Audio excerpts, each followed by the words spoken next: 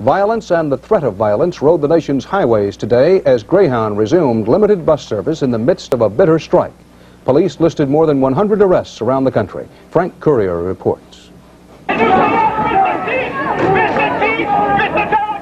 To some, it is strike-breaking, and it is ugly, as hostilities flared at dawn today outside many big city Greyhound terminals nationwide.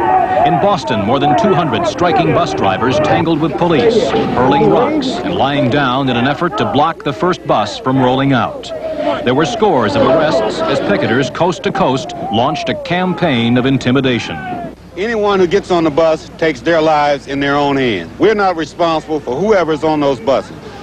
Indeed, it seemed that way in Seattle, where 200 strikers were beating on the buses, an attempt to frighten non-union drivers off the road. If I don't take the job, somebody else will. And with no progress towards settling the 15-day-old strike, it was a signal, too, to passengers that Greyhound's half-price fare offer may not be worth the risk. They would not think of going to a doctor who was a high school graduate.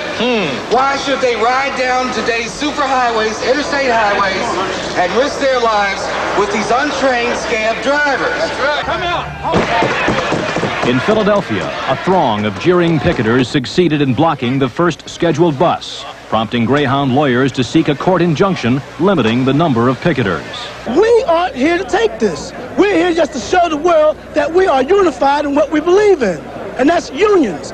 Unions, unions. In Florida, a bomb threat forced a handful of passengers off a bus between Miami and Jacksonville. Should have taken Trailways. Oh, wow. Next time, right? Here in Milwaukee and other cities, security was tight at the bus terminal. Not because we expect violence, the company said, but rather for the peace of mind of passengers. Still, in most cities, there were few passengers. The buses were running nearly empty, and nearly always with a security escort on the open road.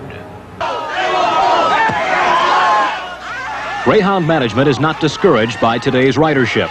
But with profitable holiday travel just ahead, the union is gambling that a picket line strategy of fear and harassment will have an impact for weeks to come, worth valuable points at the bargaining table. Frank Courier, CBS News, Chicago.